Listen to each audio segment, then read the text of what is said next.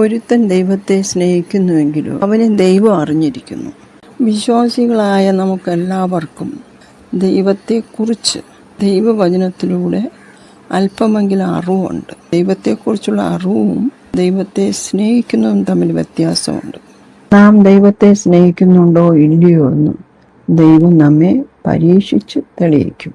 അബ്രഹാമിനെ ദൈവം പരീക്ഷിച്ചപ്പോൾ അബ്രഹാം ദൈവത്തോടുള്ള സ്നേഹം വെളിപ്പെടുത്തി തൻ്റെ മകനായ ഇസ്ഹാക്കിനെ യാഗപീഠത്തിൽ അർപ്പിച്ചിട്ട് തൻ്റെ പ്രവൃത്തിയാൽ തന്നെ ദൈവത്തോടുള്ള സ്നേഹം അദ്ദേഹം വെളിപ്പെടുത്തി.